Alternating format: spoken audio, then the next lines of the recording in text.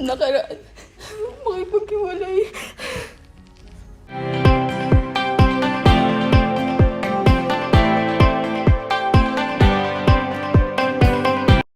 Ang kontrobersyal na hiwalayan nina Sir Jabin at Ma'am Elma Asagra ay patuloy na nag-iwan ng ingay sa online community, partikular na nang magsimulang lumabas ang mga detalye at alegasyon ng pagtataksil o cheating issue.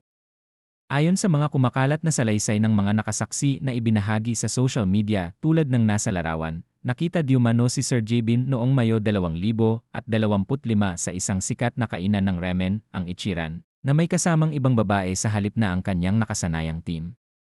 Inilarawan ng babae na payat, maikli ang buhok, at nakasuot ng face mask upang hindi madaling makilala, habang maingat at tila inililihim ang kanilang pagkikita.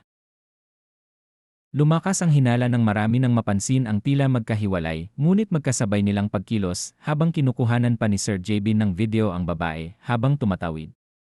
Lalong naging maugong ang usapan nang ma-expose sa publiko ang pagkakakilanlan ng sinasabing ikatlong partido. Sa mga larawang makikita sa larawan, natukoy ng mga netizen na ang babaeng idinadawit sa issue ay isang lisensyadong dentista. Lumitaw ang mga reaksyon ng pagkadismaya mula sa publiko dahil sa kabila ng pagiging isang degree holder at profesional nito, pinatulan pa rin niya ang vlogger kahit alam nitong may seryosong relasyon na ito kay Ma'am Elma. Ang magkasamang larawan ni Sir Jabin at ng dentista sa iba't ibang pagkakataon tulad ng nasa larawan ang naging mitsa upang pag-ugnay ng mga tao ang naging matinding desisyon ni Sir Jabin na makipaghiwalay noon sa kanyang matagal na kasintahan. Kaakibat ng matinding emosyonal na bigat ng hiwalayan, pinaniniwalaan din ng marami na ito ang naging ugat ng depresyon ni Sir Jabin. Ayon sa mga haka-haka ng mga taga-subaybay, labis na naapektuhan ang vlogger hindi lamang dahil sa pagkasira ng kanyang pamilya at imahe, kundi dahil na rin sa mga naging sakripisyo at malaking nagastos nito para sa kabilang partido.